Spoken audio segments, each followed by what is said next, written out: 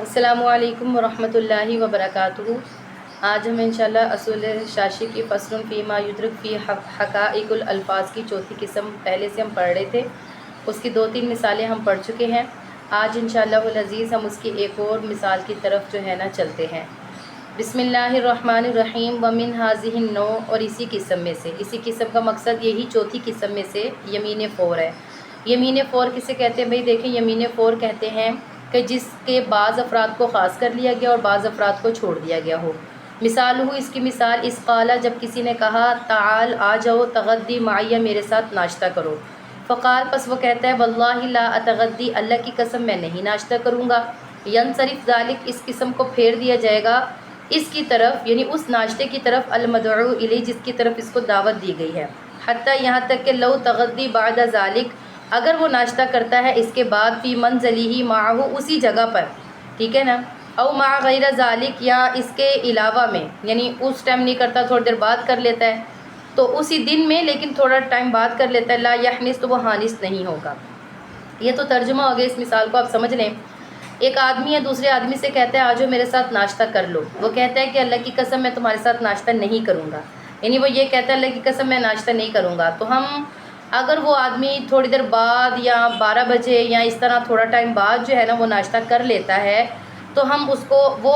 انسان جو ہے نا وہ حانس نہیں ہوگا، اس لیے کیونکہ اتغدی کا مقصد یہ تھا کہ میں تمہارے ساتھ ناشتہ نہیں کروں گا۔ وہ اس آدمی کے ساتھ ناشتہ نہیں کر رہا، بعد میں وہ اگر کسی اور کے ساتھ کر لیتا ہے، کسی اور وقت میں کر لیتا ہے، اسی دن کر لیتا ہے، تو پھر وہ حانس نہیں ہوگا، ٹھیک ہے نا۔ یہاں پر متکلم کی طرف سے جو ہے نا وہ بیان کی وجہ سے حقیقت الفاظ کو جوڑ دیا گیا، کیونکہ اتغدی کا مطلب ہے ناشتہ، تو وہ جب بھی ناشتہ کرے گا تو لفظ کا تو تقاضا یہی ہے کہ وہ اس وقت قسم میں جھوٹا ہو جائے گا، لیکن یہاں پر متکلم جو یہ کہہ رہا ہے کہ میں اس کے ساتھ نہیں کروں گا، گویا وہ یہ کہنا چاہ رہا ہے میں اس آپ کی دعوت مجھے قبول نہیں ہے، میں نہیں ناشتہ کروں گا، وہ یہ کہنا چاہ رہا ہے۔ تو یہاں پر اس وجہ سے متکلم کی وجہ سے لفظ کی جو حقیقت ہے اس کو چھوڑ دیا گیا۔ اسی طرح کی اور مثال ہے وَكَذَلِكَ إِذَا قَامَتْ، اسی طرح جب کھڑی ہوئی ایک عورت ترید الخراج، نکلنے کے ارادے سے،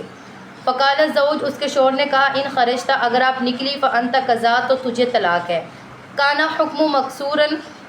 علی الحال، تو یہ حکم جو ہوگا نا یہ اس حال کے اوپر ہی جو ہے نا اقتصار ہوگا، حتیٰ یہاں تک کہ لو خرجت بعد ذالک، اگر وہ نکل جاتی ہے تھوڑی دیر بعد، لا یحنس، تو وہ حانس نہیں ہوگی۔ یہ صورت بھی اسی طرح ہے کہ ایک عورت کھڑی ہوئی اور اس کے مرد نے اسے کہا اگر تم نکلی تو تمہیں طلاق پڑ جائے گی۔ ویسے تو لفظ کی حقیقت تو یہی کہتی ہے کہ جب بھی وہ نکلے گی تو اس کو طلاق ہو جائے گی، لیکن متکلم کی جو حالت ہے وہ اس بات پر دلالت کر رہی تھی کہ وہ اگر نکلے گی تو جو ہے نا وہ اسی ٹائم اگر نکلے گی تو اس کو طلاق پڑ جائے گی، لیکن اگر وہ تھوڑی دیر بعد یا آدھے دن بعد یا شام کو نکل جاتی ہے تو پھر وہ حانس نہیں ہوگی،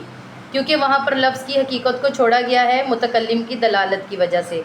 والخامس، اور 5ویں قسم کا تترک الحقیقہ، جہاں پر حقیقت کو چھوڑا گیا ہے وہ محل کلام ہے، یعنی ایسی دلالت جو محل کلام ہوتا ہے۔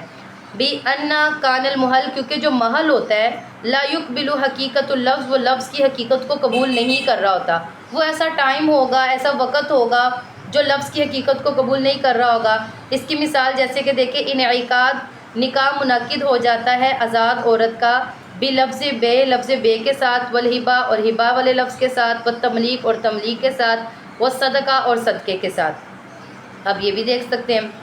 اب آپ نے محل دیکھنا ہے، محل کا مطلب ہے وہ مقام، وہ جگہ، وہ وقت دیکھنا ہے، ٹھیک ہے۔ اب ایک مسئلہ یہ ہے کہ اگر جو آزاد عورت ہوتی ہے نہ تو اس کو بیچا جا سکتا ہے، نہ ہبہ کیا جا سکتا ہے، نہ وہ کوئی اس کے اوپر مالک بن سکتا ہے، نہ ہی اس کو صدقے میں آگے پیچھے دیا جا سکتا ہے۔ لیکن جو اب ایک آزاد عورت کا لفظ بے، لفظ ہبہ، لفظ تملیک اور صدقہ کے ذریعے سے نکاح منعقد ہو رہا ہے، کوئی بھی عورت ہے وہ اپنے آپ کو کہتی ہے کہ کسی مرد کو کہ میں نے اپنے آپ کو آپ پر فروخت کر دیا، مرد اس کو قبول کر لیتا ہے، تو گویا اس کا مقصد یہ ہے کہ وہ نکاح کر رہے ہیں۔ اسی طرح ہبہ کے طور پر عورت کہتی ہے میں نے اپنے آپ پر ہبہ کر دیا، یا میں نے اپنے آپ کا آپ کو مالک بنا دیا، یا میں نے اپنے آپ کو آپ پر صدقہ کر دیا، تو اس کا محل یہ تقاضا کر رہا ہے کہ وہ یہ کہنا چاہ رہی ہے کہ ہم دونوں آپس میں نکاح کر رہے ہیں۔ تو یہاں پر یہ ہے کہ ویسے تو آزاد عورت کا جو ہے نا بیچنا اور اس کو ہبہ کرنا، تملیک اور صدقہ جائز نہیں ہے، لفظ تو یہی تقاضا کرتا ہے، حقیقت تو یہی ہے، لیکن ہم نے محل کلام کو دیکھا کہ محل کیا چل رہا تھا، وہاں پر وہ باتیں میاں بیوی یعنی مرد اور عورت آپس میں کر رہے تھے، اس کا مقصد یہ تھا کہ وہ نکاح کر رہے ہیں۔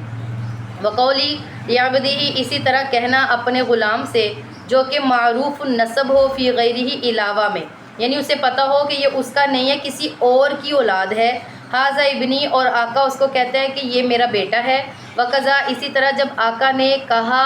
اپنے غلام سے وہو اکبر سنا من المولا، جو کہ مولا سے عمر میں بڑا ہے، اور اسے کہہ رہا ہے کہ یہ میرا بیٹا ہے، کانا مجازن عن العتق، اس سے مراد وہ آزادی لے رہا ہے امام صاحب کے نزدیک، خلاف ہما برخلاف صاحبین کے، بنا ہم اس کے وہ کہتے ہیں بنا کریں گے علامہ ذکرنا جو اس نے ذکر کیا،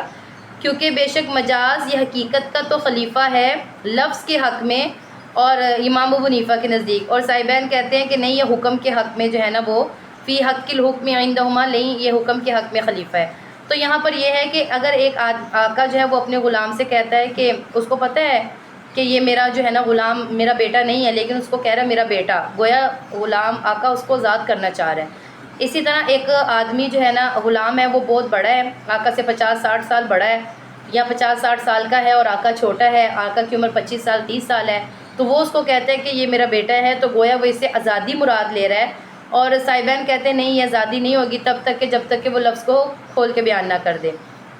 کیونکہ امام ابو حنیفہ کے نزدیک جو ہے نا لفظ کے حق میں جو ہے حقیقت مجاز جو ہے نا وہ حقیقت کا خلیفہ ہے لفظ کے حق میں، اور صاحبین کہتے ہیں نہیں حکم کے حق میں، اگر تو بتائے گا تو لگا دیں گے، اگر نہیں بتائے گا حکم نہیں لگائیں گے، لیکن امام ابو حنیفہ فرماتے ہیں کہ نہیں وہ ہو جائے گا۔ تو یہاں پر بھی دیکھیں